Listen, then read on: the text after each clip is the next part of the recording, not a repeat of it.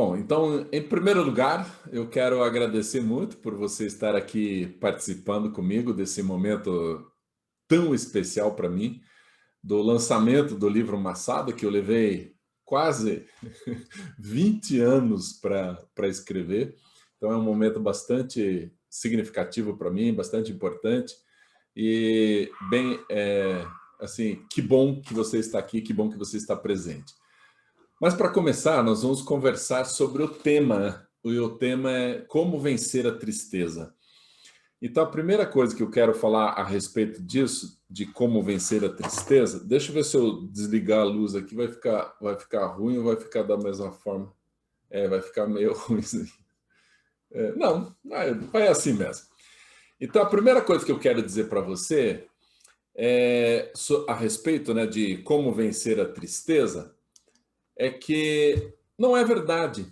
Você não precisa vencer a tristeza. Esse título, na verdade, foi só provocativo, porque para que vencer a tristeza? A tristeza faz parte da vida. Infelizmente, a nossa sociedade chegou num momento em que a tristeza ela simplesmente não é admitida. Então todo mundo começa a dizer: para de ficar triste, seja forte, não fique assim, não fique desse jeito. Mas, pô, você tá triste, né, gente? Principalmente nesses momentos atuais que a gente está vivendo, tá tão difícil não se entristecer. Pessoas morrendo, pessoas adoentadas, tá tenso. A gente não pode ter a mesma liberdade que tinha antes. Eu faz mais de um ano e meio não recebo pessoas na minha casa, meus amigos, meus parentes, meus filhos. É uma situação bastante difícil, né? A gente fica triste. Então, é normal a tristeza, é normal que a gente sinta. O que você deve fazer com a tristeza? Acolha. Essa tristeza é sua, acolha. Seja sincero com você mesmo. Pode ficar triste, não tem nenhum problema quanto a isso. Agora, claro que é um outro lado da história. O outro lado da história é assim: se você percebe que você está triste há meses e você não tem como explicar de onde vem essa tristeza, você não consegue dizer, eu estou triste por causa do meu amigo que faleceu, do meu parente que morreu. Se você tem uma causa específica e justificável, ok, está tudo bem. Mas se não tem causa, sabe aquela sensação de tristeza, de coisa ruim, de falta de esperança, falta de vida dentro de você? Talvez seja depressão. Infelizmente, a depressão ainda é considerada algo como ruim, como feio, e infelizmente, gente, no meio cristão, católicos, evangélicos e tal, acham que a tristeza é falta de fé. Não é, gente. O nosso cérebro funciona com substâncias químicas chamadas de neurotransmissores. Se esses neurotransmissores estiverem desequilibrados dentro do seu cérebro, é uma questão química. Isso não tem nada a ver com fé, não tem nada a ver com esperança, não tem absolutamente nada a ver com você diretamente, tem a ver com essa desregulagem química. E aí o que fazer? É preciso regular. E sério, gente, isso não é demérito seu, não é vergonha, não é pecado, não é coisa nenhuma, é apenas nesse momento você precisa então regular, trazer mais ordem para as substâncias químicas. E quem faz isso? Um psiquiatra.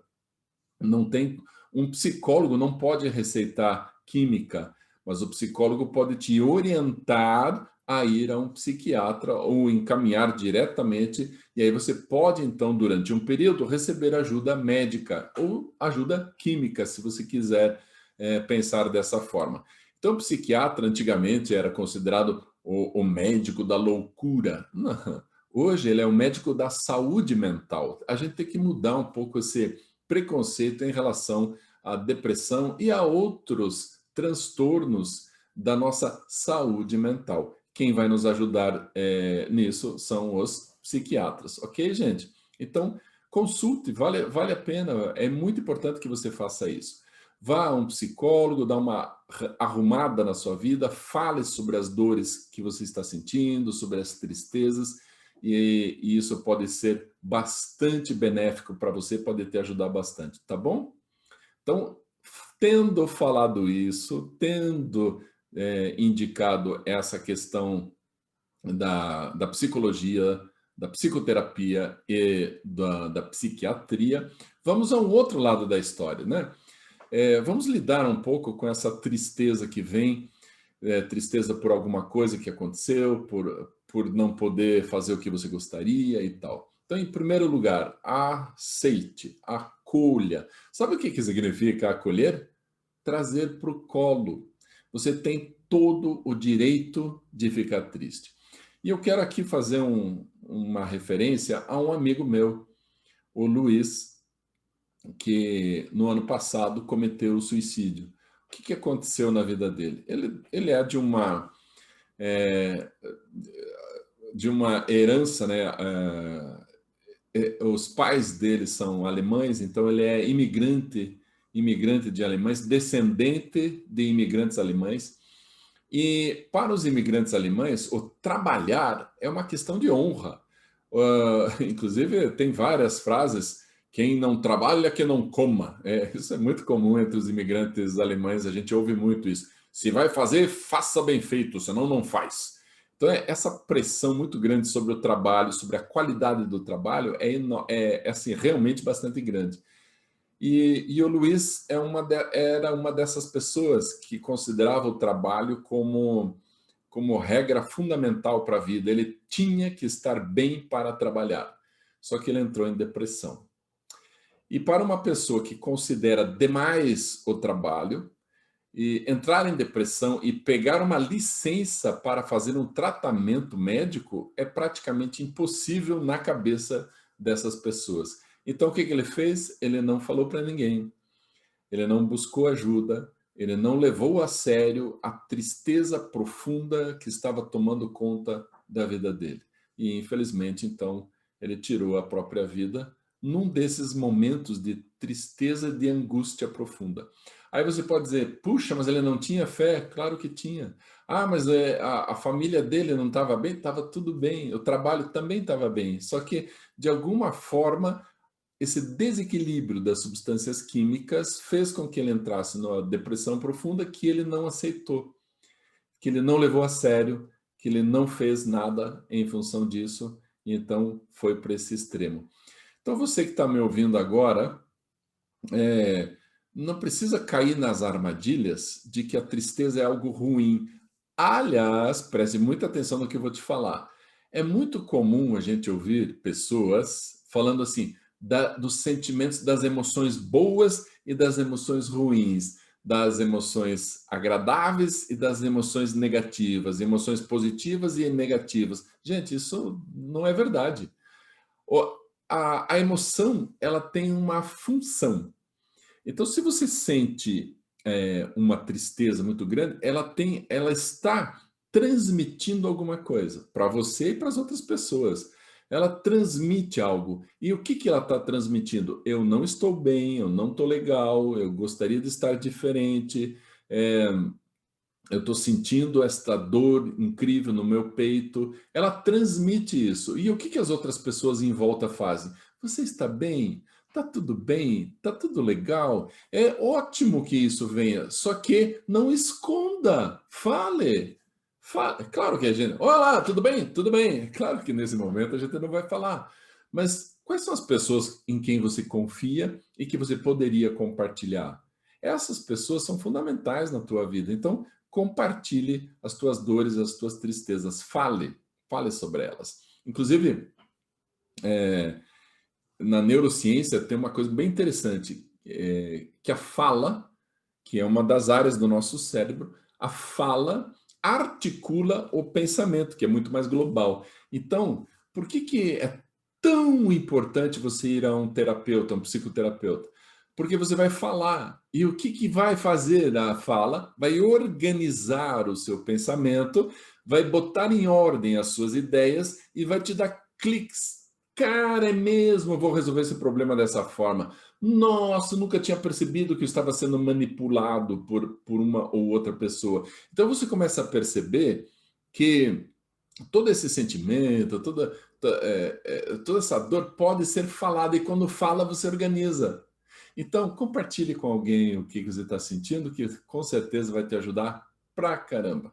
Mas, então a função da tristeza é compartilhar, é fazer com que você seja mais exposto, para que você não esconda. Então, sabe aquelas pessoas que vêm e falam assim, seja forte. Vamos supor a seguinte situação. Uma mulher casada com duas crianças, ela tem duas crianças, são dois filhos, esse casal tem dois filhos. Aí o marido, por uma razão ou outra, morre. Aí vem gente falando para essa mulher, seja forte, porque agora você tem que cuidar sozinha dos teus filhos. Gente, essa é uma péssima ideia. É péssima ideia. É uma péssima mensagem. Não precisa ser forte, não seja forte. Não caia nessa armadilha do ser forte. Não é legal isso. Então, o ser forte é olhar para dentro de você, ver o tamanho da sua dor e comunicar.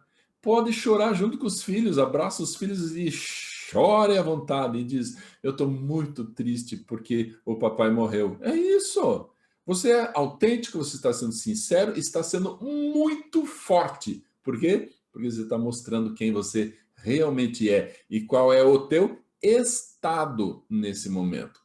E claro, você não precisa ser medicado, você precisa chorar, você precisa falar sobre tudo isso, ok? Gente, na minha adolescência, eu tive momentos de grande tristeza, muito profunda. Eu vou compartilhar um pouco com vocês sobre a minha vida. A tendência, quando a gente fala sobre alguma experiência pessoal, como está lá no passado, e a gente falar como se fosse um estranho. Ah, eu sofri muito bullying. Ah, eu fui muito triste em alguns momentos. Eu tenho que tomar um certo cuidado com isso, porque senão você não vai perceber o real impacto do que eu passei naquela época.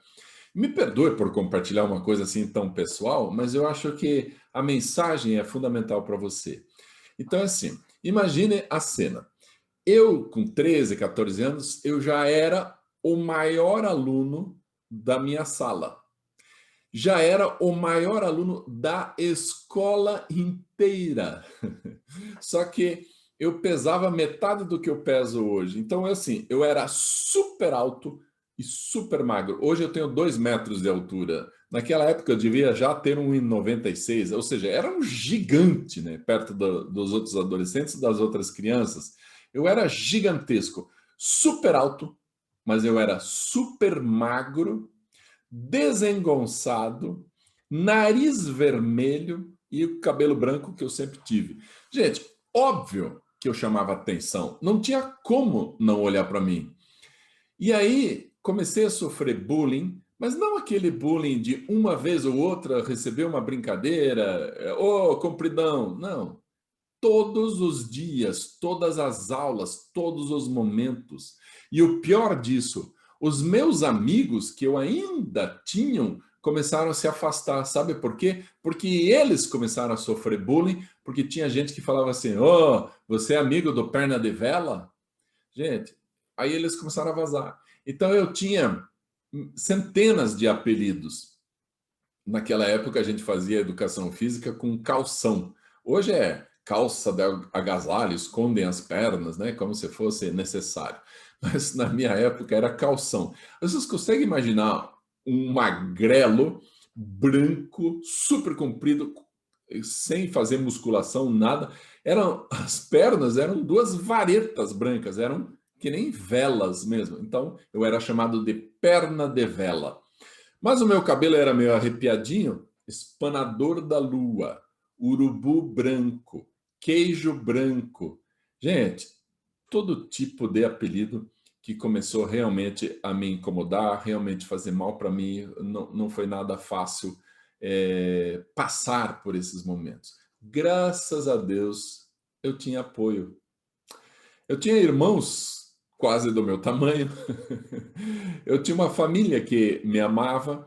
Então eu tinha o outro lado. E o outro lado era esse apoio maravilhoso que minha família me dava. Meus irmãos, minha mãe, uma tia que me abraçava na cintura, né? Porque ela era baixinha. é ainda, né?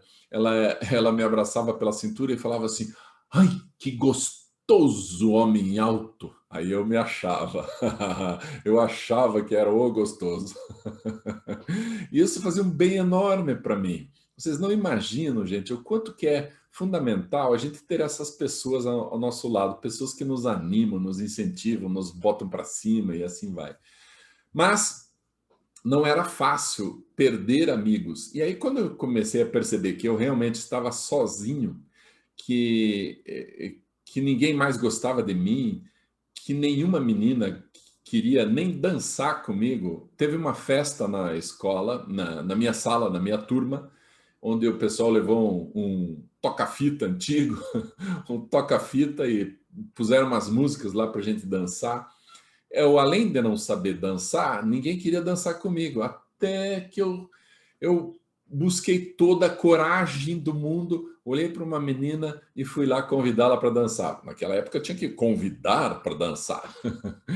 E aí fui lá convidá-la para dançar. Ela olhou para mim e falou assim, ela falou assim: ai não, você é muito alto. Gente, mais uma bordoada. E aí eu me senti um grilo branco, né? Desengonçado, muito alto, nenhuma menina quer dançar comigo. Gente, terrível aquela sensação. E aí começaram a vir na minha cabeça ideias suicidas. Em psicologia a gente chama isso de ideação suicida. Mas começou a vir ideias na minha cabeça do tipo: o que eu estou fazendo nesse mundo? Para que eu sirvo? Para que eu estou aqui? Isso começou a ficar muito grave, gente. É tão grave que a sensação da morte eu queria trazer mais perto. E aí, quando eu ia atravessar a rua, como eu sou muito alto, ficava bem na beiradinha da calçada para os ônibus passarem com o espelho raspando assim, ó, quase me tocava. Se batesse, eu morria, só para sentir que a morte estava bem perto. Então, eu fazia coisas que colocavam a minha vida em risco. E graças a Deus nunca deu certo, graças a Deus nunca deu certo. Mas eu entrei nesse momento de assim, virar amigo da morte, amigo das ideias suicidas. Comecei a estudar jeitos de cometer suicídio. Infelizmente, isso é muito doloroso e a mente da gente começa a ir para uma outra direção, não para a esperança, não para a vida, não para a alegria, mas para a tristeza profunda, para a morte, para as coisas que podem me aproximar da morte. E isso foi muito dolorido. E aí, então, o que me salvou de não dar continuidade foram os meus irmãos, a minha família. Só que nem todo mundo tem esse tipo de apoio, nem todo mundo tem uma família que percebe a dor do filho, do irmão, do sobrinho, nem todo mundo. Então eu fui, entre aspas, salvo por isso, mas essa dor ficou muito frequente em mim. E o suicídio, então, eu cheguei muito perto dele, graças a Deus, nunca nem tentei, mas eu cheguei perto dele. E aí, essas ideias, esse tema, o tema cometer suicídio, ficou sempre presente na minha vida. Bom, aí eu cresci, amadureci, fiz curso de psicologia, e aí eu comecei a compreender tudo o que eu passei. A não aceitação, a rejeição, tudo isso fazia parte do meu amadurecimento.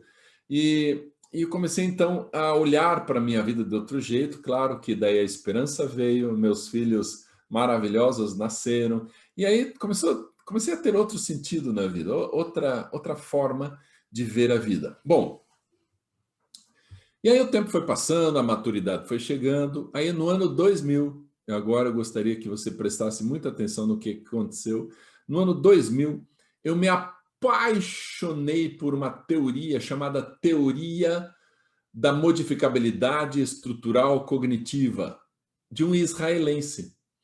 Estudei todos os livros, eu fiz todos os cursos que eu poderia ter feito aqui no Brasil.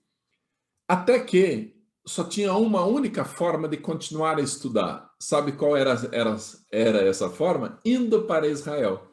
E aí um casal de amigos, a Márcia Massion e o Davi Sasson, me acolheram em Israel e fiz o curso lá com o Feuerstein, com o próprio autor da teoria, e sobraram então alguns dias para turismo.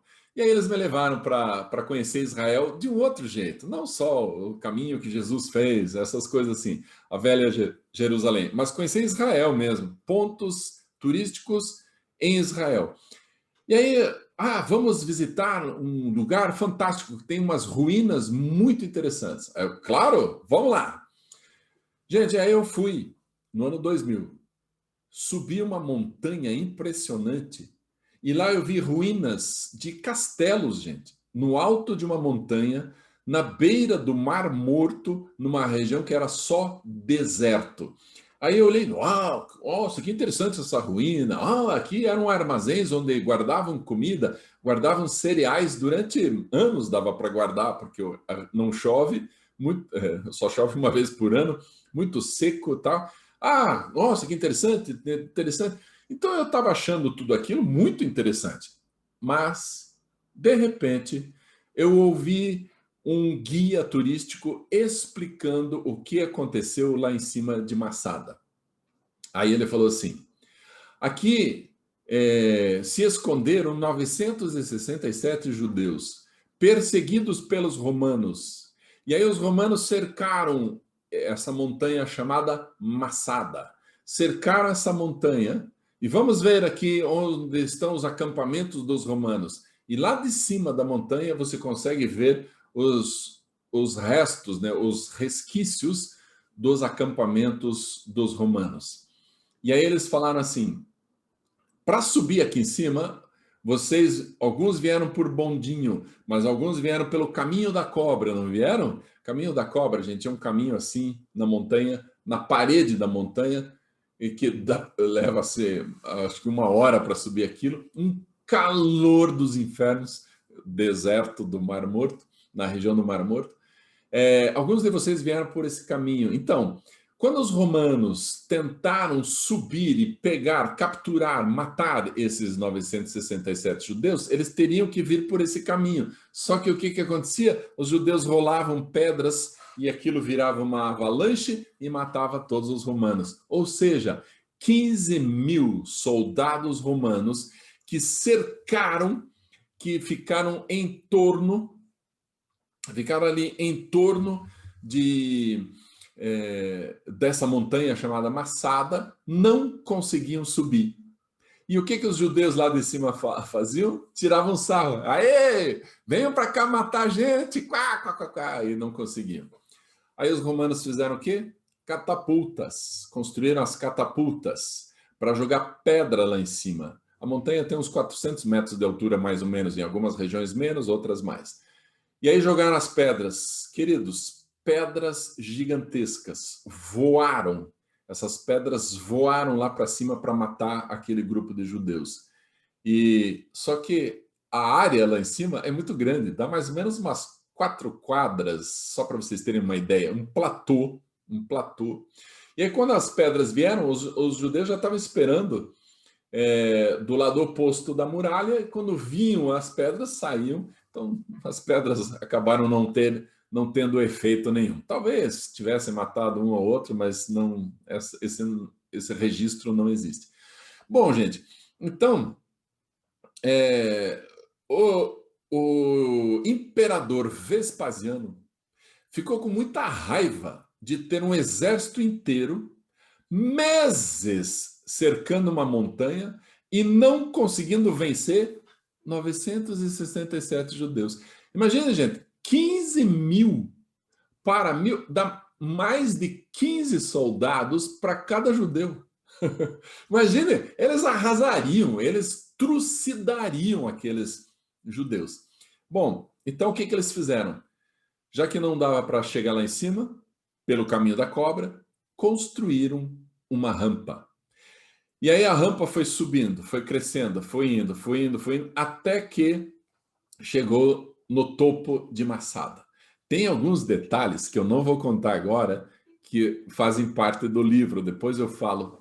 Aliás, vou mostrar Massada para vocês. Prestem atenção, olha só. Essa é a montanha Massada. Então eles foram construindo a rampa e quando os romanos estavam prontos para chegar, eles disseram: amanhã cedo a gente vem e mata todos vocês. Só que os romanos não fazem só a morte. Eles disseram: vamos violentar todas as mulheres. Nós vamos matar as suas crianças, algumas vão servir de escravas. E vamos matar todos vocês, cortar a cabeça de vocês, homens, e rolar morro abaixo. Amanhã cedo. Aguardem. Consegue imaginar, gente, a pressão, o medo, o pavor de tudo isso? 15 mil soldados com uma rampa pronta para atacar. Eles iam arrasar, matar todo mundo e torturar, iam desonrar, iam humilhar, iam fazer tudo isso. Gente, isso ficou tão grave, tão assim impressionante, ficou tão impactante para aqueles judeus que eles precisavam achar uma saída. Eles precisavam achar um jeito de sair dessa situação. E aí o líder dos judeus, chamado Eleazar, esse líder, ele reuniu todos os 966 judeus, né? Ele é o 967, ele reuniu todos e fez um dos discursos mais impressionantes da história da humanidade. Ele disse assim: não seremos desonrados pelo inimigo. Eles não nos violentarão, não tirarão a nossa vida, não farão essa grande e grave desonra para todos nós. Nós mesmos vamos tirar a nossa vida. Então, isso assim, mexeu demais com eles, porque dentro do judaísmo não se pode tirar a própria vida, é um pecado, isso não pode acontecer. Então, o que eles tiveram que fazer? Eles escolheram 10 homens que fariam isso em todos os pais de família. Só que cada pai de família tiraria a vida da própria esposa e dos filhos. Como faria isso? Com um cortezinho na jugular. Então, a pessoa vai perdendo sangue, desmaia e depois morre.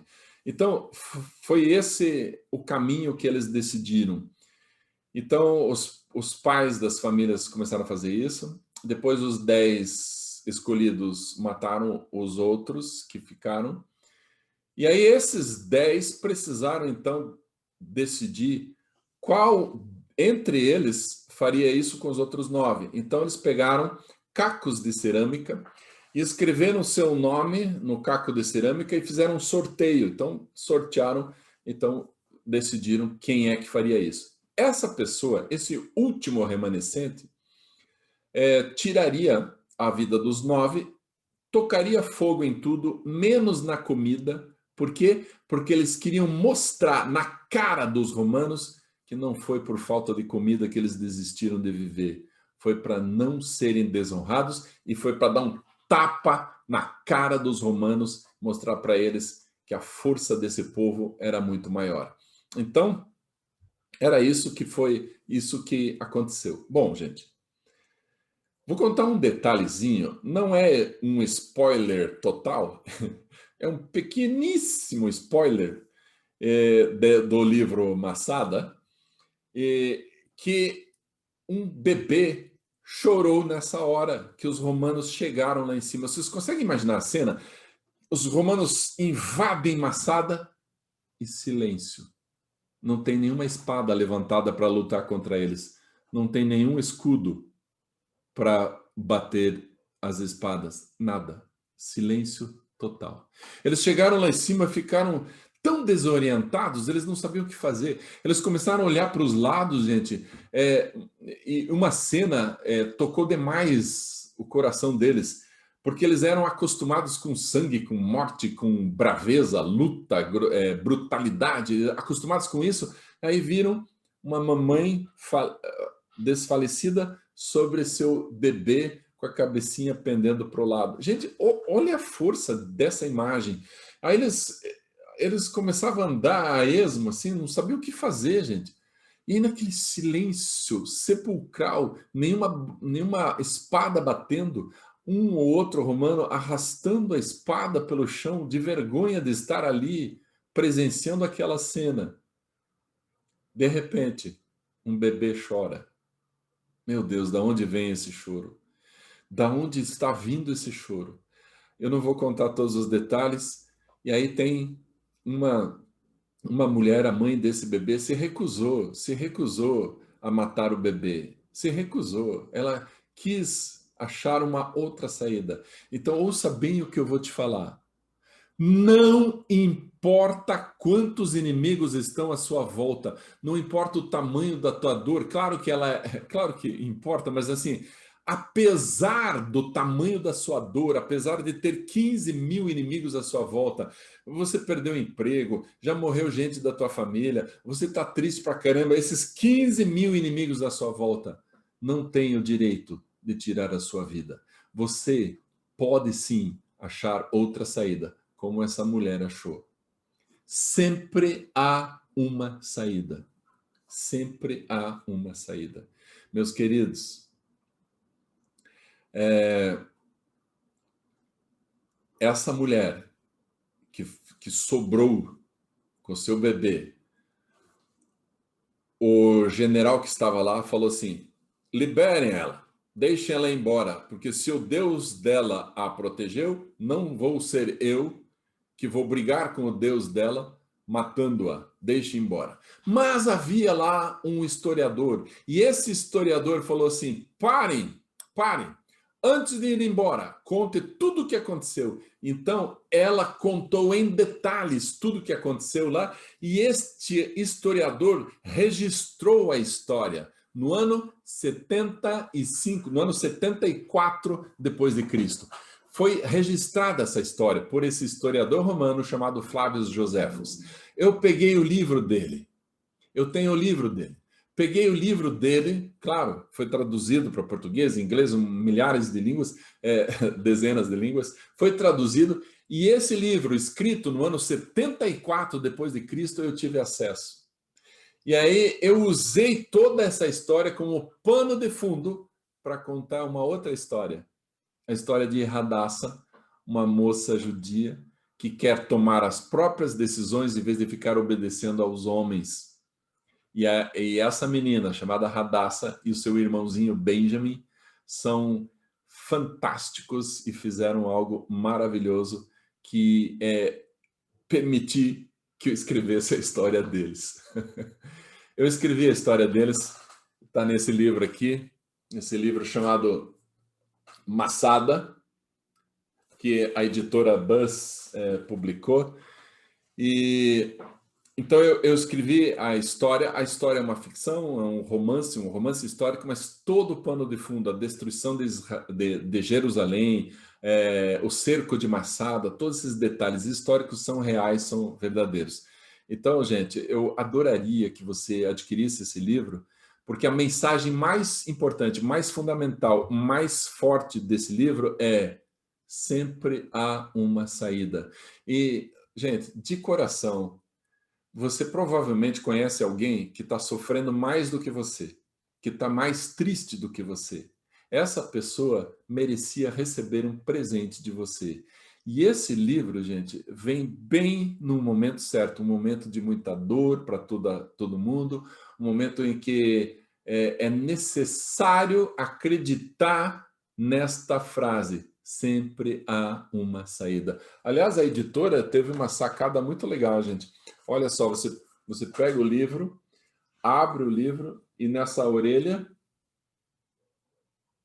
sempre há uma saída. Deixa eu admitir aqui, gente, um querido que é o Anderson Cavalcante. Deixa eu colocar ele aqui para vocês poderem ver. Daqui a pouco eu coloco ele centralizado, senão vocês não vão enxergá-lo. O Anderson é o diretor da editora Buzz, que fez esse trabalho maravilhoso de escrever o livro. Anderson, que bom que você está aqui com a gente, que bom que você veio. Obrigado por estar aqui. E deixa eu colocar você em imagem para dar um oi aí para o meu pessoal. Valeu, Anderson. Meu amigo Max Meyer, estou com o meu aqui também. Oba! Projeto lindo, bom demais ouvir você falando e ver o quanto essa história, né, que aconteceu há tanto tempo atrás, serviu de inspiração para você nesses anos todos que você estava empenhado escrevendo esse livro, e o quanto é atual, né? Quando você junta toda essa história e traz para o contexto de hoje e coloca através de palavras as provocações, né? Porque esse subtítulo, Amor e Esperança no Maior Suicídio Coletivo da História, já é uma coisa que chama muita atenção e marca a gente. E muito atual. Então, assim, fico muito feliz é um privilégio para nós, da Buzz, poder levar essa sua mensagem para o mundo, né? Eu falo para o mundo porque eu tenho certeza que esse conteúdo, essa contribuição sua, ela tem que chegar em outros países que não só o Brasil, né? A gente soube agora recentemente que, inclusive, junto com a gente está sendo lançado um livro na França, né? Olha como esse assunto é um assunto que realmente está muito quente. E bom demais ter você, sua energia, seu conhecimento, essa sua vontade de querer transformar as pessoas através da educação e criar cidadãos melhores para esse mundo. Então, tá aqui, recomendo para todo mundo, né? Eu sou suspeito para falar dos livros da Buzz, mas nesse caso, mais do que suspeito, eu sou um fiel escudeiro, né? Vamos dizer assim, preparado e pronto para levar essa mensagem para o maior número de pessoas, porque é isso, né? A angústia está aí, somos o país mais ansioso do mundo, e por que não a gente tomar consciência disso e buscar se cuidar, buscar aprender com a história, buscar evoluir para nos tornarmos pessoas melhores, né? É isso aí, Anderson. Nossa, que legal que você pode vir aqui. Deixa eu só tirar o Anderson de volta aqui. Anderson, de coração, muito obrigado por ter vindo, por ter participado. Anderson, muito obrigado mesmo, de coração, por ter vindo aqui na live, por ter participado e ter me dado mais uma esperança que agora é o Massada atingir outros países no mundo. Os judeus iam adorar, né?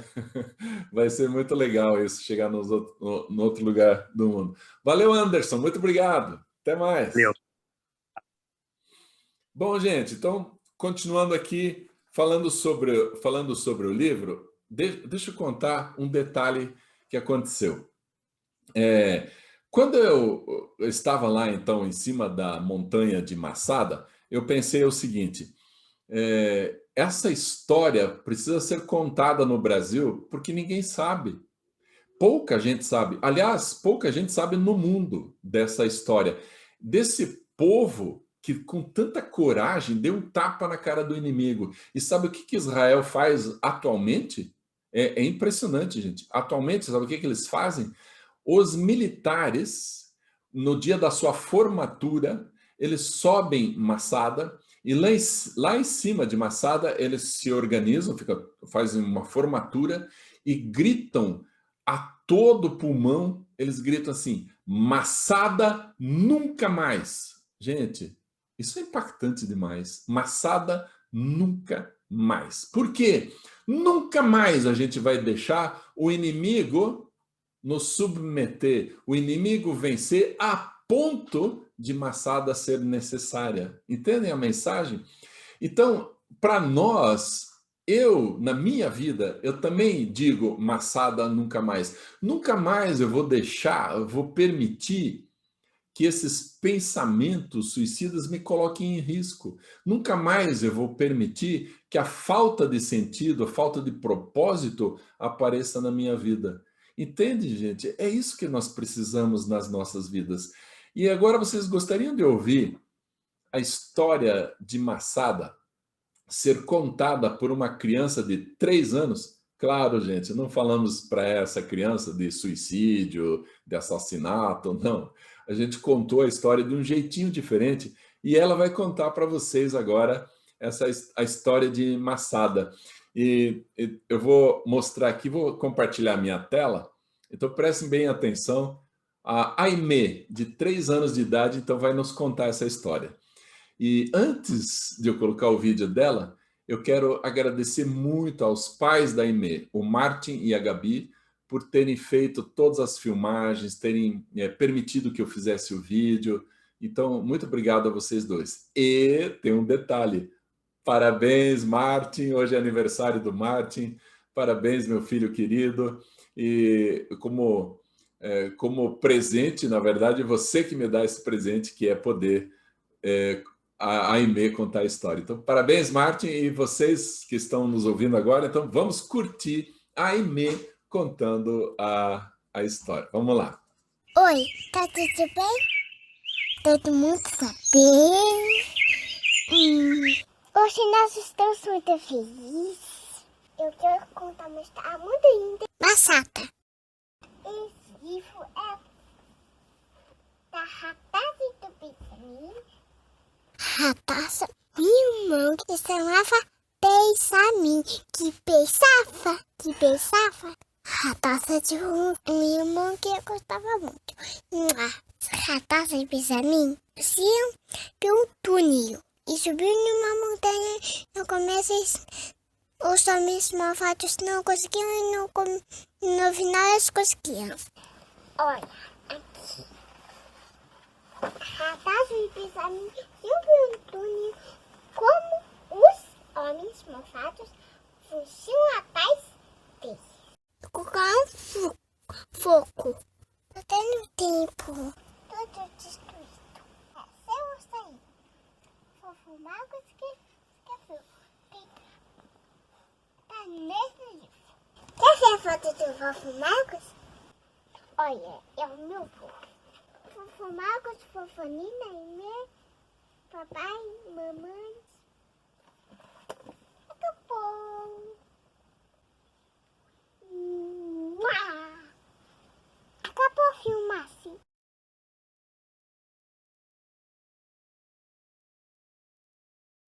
Massata.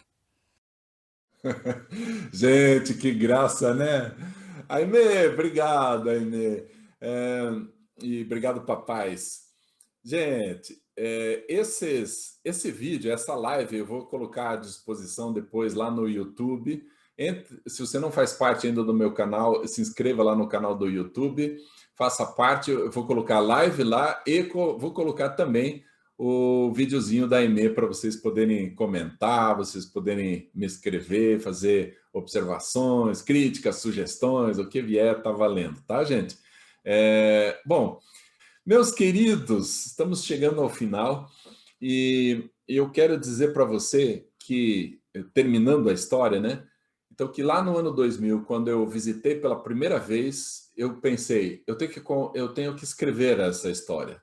Só que eu não sou historiador, eu sou professor de matemática. Eu sou psicólogo, eu não sou historiador. Então eu pensei assim, então eu vou fazer diferente. Eu não vou escrever um livro de história seco, né, com só os fatos sendo narrados. Eu vou contar isso através de uma linda história de amor, de paixão, que é a história de Radassa, que tem um irmãozinho Benjamin, que o papai da Aimee falou assim, Benjamin, beije a mim, pronto, foi suficiente para a Aimee falar Benjamin que beijava. Essa história, então, eu já até me atrapalhei aqui, já me confundi. Então, essa história que lá no ano 2000 me veio na cabeça, eu vou escrever a história de Radassa e de Benjamin. Durante muitos anos ficou na minha cabeça. Como eu não sou professor de história, então eu vou escrever um romance. E aí escrevi um romance histórico. Mas eu também não sou um romancista, então o que eu fiz? Eu fiz curso de escrita criativa, eu fiz curso de storytelling, passei uma semana fazendo um retiro de literatura, um retiro de escrita para aprender a escrever.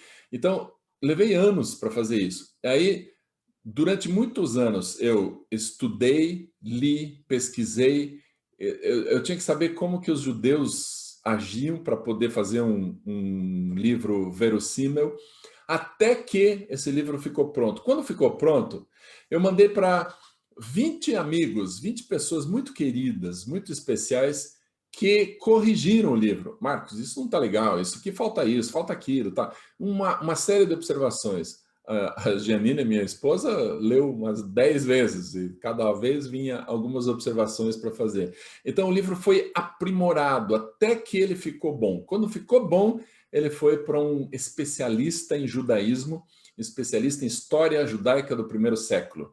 E esse especialista, então, deu mais uma última corrigida. Quando ficou perfeito, foi para a editora.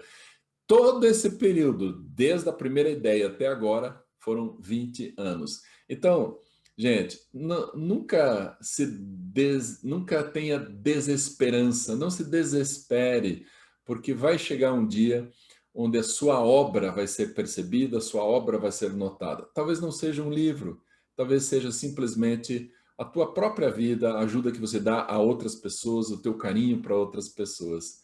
Não importa o que, mas sempre há uma saída. Valeu, meus queridos! Entre em contato comigo através dos meus canais, seja meu seguidor lá no Instagram, @MarcosMeyerOficial, e muito obrigado por ter ficado até agora, até esse momento, tá bom? Valeu, gente! Até outra hora! Tchau!